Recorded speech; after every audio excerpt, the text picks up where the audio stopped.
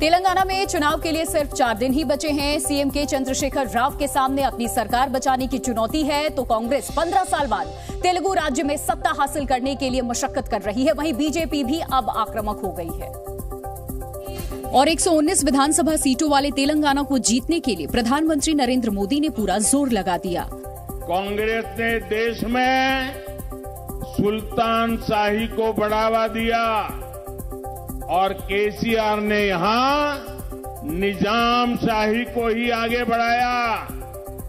कांग्रेस और बीआरएस दोनों ही परिवारवाद की सबसे बड़ी प्रतीक है। क्योंकि 119 सदस्यों वाली तेलंगाना विधानसभा में बहुमत का आंकड़ा 60 है, इसीलिए पीएम मोदी ने बीआरएस के मुस्लिम कार्ड के जवाब में 4% मुस्लिम आरक्षण को खत्म करने का ऐलान कर वोटिंग से पहले बड़ी चाल चल दी। और तेलंगाना के तुप्रान में रैली करते हुए पीएम मोदी ने सीएम केसीआर पर तीखा हमला बोला। पीएम मोदी ने बीआरएस और कांग्रेस की तुलना बीमारी से की और ऐलान किया कि ये बीमारी देश के लिए ठीक नहीं। और पीएम मोदी ने जनता से बीआरएस और कांग्रेस दोनों को वोट न देने की अपील की। बीआरएस जैसी एक बीमारी का विकल्प कभी कांग्रेस जैसी दूसरी बीमारी विकल्प नहीं बन सकती। बीआरएस और कांग्रेस इन दोनों बीमारियों का इलाज सिर्फ और सिर्फ बीजेपी ही कर सकती है। क्योंकि तेलंगाना में कांग्रेस और बीआरएस के बीच चुनाव में कड़े मुकाबले के आसार जताए गए, इसीलिए पीएम मोदी ने कांग्रेस को भी आड़े हाथ लिया। कांग्रेस केसीआर एक समान, दोनों से रहो सावधान। वहीं तेलंगाना के निर्मल में रैली करते हुए प्रधानमंत्री नरेंद्र मोदी ने तेलंगाना में पहली बार कमल खिलने का भी ऐलान कर दिया। पीएम मोदी ने मंच से दावा किया कि तेलंगाना में इस बार बीजेपी की सरकार ही बनेगी। और इस दौरान प्रधानमंत्री का रुख बेहद आक्रामक दिखा। उन्होंने बीजेपी की जीत की हुंकार भरते हुए पूरा जोर लगा दिया। तेलंगाना में पहली बार बनेगी बीजेपी सरकार। तेलंगाना में पहली बार बनेगी बीजेपी सरकार। पीएम मोदी ने उन लोगों को भी चुनौती दी जो लोग बीजेपी को रेस से बाहर बता रहे हैं। अपने आप को राजनीति के बड़े ज्ञानी मानते हैं, वो आकर के यहाँ देख लें, तेलंगाना में बीजेपी की सरकार बन रही है। बीआरएस को विश्वासघाती बताते हुए पीएम मोदी ने परिवारवाद और भ्रष्टाचार के मुद्दे पर भी घेरा।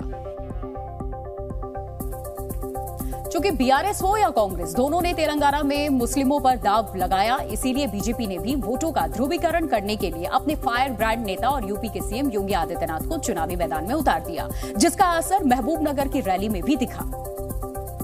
क्योंकि अयोध्या में 22 जनवरी को राम मंदिर का शिलान्यास होगा, इसीलिए सीएम योगी ने राम मंदिर का मुद्दा उठाकर ही हिंदुओं को साधने की कोशिश की। आप सभी अयोध्या में इच्छुक है ना, और मैं इसीलिए आपसे अनुरोध करूंगा कि भाइयों बहनों, आप सब सीएपी मिथुन रेड्डी को इलेक्शन जिता करके भेजिए। आपका आशीर्वाद उनको प्राप्त हो, और मैं बदले में कहूंगा इन सभी राम भक्तों को लेकर के अयोध्या 22 जनवरी की बात पधारे। सीएम योगी आदित्यनाथ ने कहा कि कितनी भी भीड़ हो, लेकिन राम भक्तों के लिए हम व्यवस्था करेंगे। स्पेशल ट्रेन चलाने की व्यवस्था करेंगे, जिससे यहाँ से आप भी अयोध्या की यात्रा पे आ सकेंगे। उप मुख्यमंत्री देवेंद्र फडणवीस ने महाराष्ट्र में लोकसभा चुनाव के लिए सीट शेयरिंग का फॉर्मूला तय होने का दावा किया। एक अखबार को दिए इंटरव्यू में फडणवीस ने कहा कि महाराष्ट्र में लोकसभा चुनाव के लिए बीजेपी एकनाथ शिंदे के शिवसेना गुट और अजीत पवार के एनसीपी गुट के बीच में सीट शेयरिंग का फॉर्मूला लगभग तय हो गया, जिसके मुताबिक महाराष्ट्र की 48 लोकसभा सीटों में से 26 सीट पर बीजेपी चुनाव लड़ेगी, जबकि शिंदे गुट और एनसीपी के अजीत पवार गुट को 22 सीटें दी जाएंगी।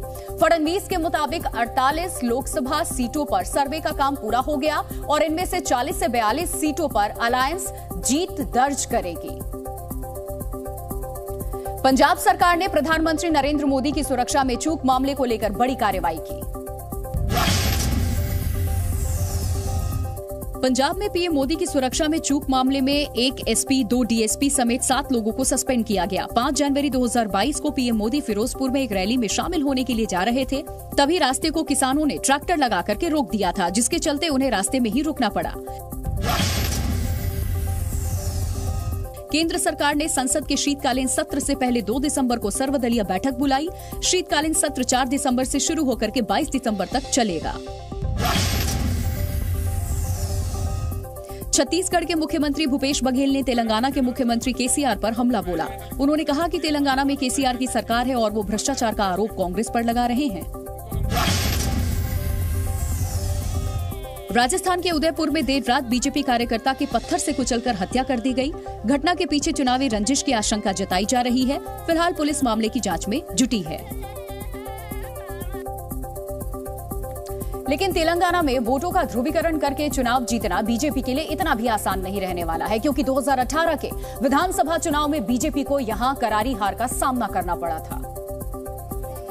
और पिछले विधानसभा चुनाव में बीजेपी को तेलंगाना में सिर्फ 1 सीट मिली थी और गोशामहल सीट से टी राजा सिंह ही चुनाव जीतने में सफल रहे थे। इसीलिए बीजेपी ने इस बार अपनी रणनीति बदली और सीएम केसीआर से राजनीतिक दोस्ती को खत्म कर लिया। इस बार के चुनाव में बीजेपी सीएम केसीआर के खिलाफ ही सबसे ज्यादा आक्रामक रही। एक कांग्रेस का एमएलए बिना गारंटी के चाइनीज माल जैसा है, कभी भी बीआरएस में चला जाएगा। वहीं बीजेपी ने अपने मुद्दों को भी बदला और ओबीसी मुख्यमंत्री बनाने का दावा करके मुकाबले को त्रिकोणीय बना दिया। वहीं तेलंगाना चुनाव नजदीक आते ही बीआरएस और कांग्रेस में जुबानी जंग तेज हो गई है। राहुल गांधी ने एंडोले में चुनावी रैली की और बीआरएस को देश की सबसे भ्रष्ट सरकार बताया। वहीं पेपर लीक मामले में भी राहुल गांधी ने बीआरएस को घेरा और आरोप लगाया कि सीएम के चंद्रशेखर राव सत्ता के लिए किसी भी हद तक जा सकते हैं। ये आप समझाइए, पेपर लीक क्यों होता है? युवाओं का भविष्य नष्ट क्यों होता है तेलंगाना में? राहुल गांधी ने राज्य की बीआरएस सरकार को सबसे बड़े भ्रष्टाचारी सरकार बताते हुए यहां तक कह दिया कि जनता का पैसा लूटने के लिए ही मुख्यमंत्री ने अपने पास सबसे ज्यादा पैसे कमाने वाले मंत्रालय रखे हैं। वहीं तेलंगाना में चुनाव प्रचार में जुटे राहुल गांधी एक बच्ची को दुलारते भी नजर आए। छोटी बच्ची को देख राहुल गांधी खुद को रोक नहीं सके और उन्होंने बच्ची को गोद में उठा लिया, जिसका वीडियो भी सामने आया। वीडियो में राहुल गांधी बच्ची को गोद में उठाकर उसे दुलारते दिखे। इसके बाद राहुल गांधी ने बच्ची के साथ हल्के फुल्के अंदाज में मस्ती की और फिर बच्ची को उसकी मां को सौंप दिया। बच्ची के लिए राहुल गांधी के दिल में इतना प्यार देखकर बच्ची की मां भी गदगद हो गई और उन्होंने राहुल गांधी को शुक्रिया भी बोला, जिसके बाद राहुल गांधी अपने काफिले के साथ होटल से रैली के लिए निकल गए। कांग्रेस सांसद राहुल गांधी जब तेलंगाना के कामारेड्डी में जनसभा करने पहुंचे तो उन्होंने ईडी का मुद्दा उठा दिया और आरोप लगाया कि बीजेपी और बीआरएस एक दूसरे से मिले हुए हैं। और राहुल गांधी ने अपने ऊपर दर्ज मामलों का हवाला देते हुए दलील दी कि सीएम के चंद्रशेखर राव पर कोई भी केस दर्ज नहीं है, क्योंकि वो प्रधानमंत्री से मिले हुए हैं। तो मेरा आपसे सवाल है, अगर केसीआर नरेंद्र मोदी के साथ नहीं खड़ा है तो उस पर केसेस क्यों नहीं लग रहे? उसका घर क्यों नहीं लिया जा रहा? उसकी सदस्यता क्यों नहीं रद्द की जा रही? वहीं उन्होंने राज्य में ओबीसी मुख्यमंत्री बनाने वाले बीजेपी के दावों पर भी तंज कसा। तेलंगाना में अमित शाह ने कहा कि हम ओबीसी चीफ मिनिस्टर लाएंगे। भैया पहले 2% वोट तो लाओ, फिर बात करना सीएम की। राहुल गांधी ने दावा किया कि हमने बीजेपी के चारों टायर पंचर कर दिए हैं और उनके चुनाव प्रचार की हवा निकाल दी है।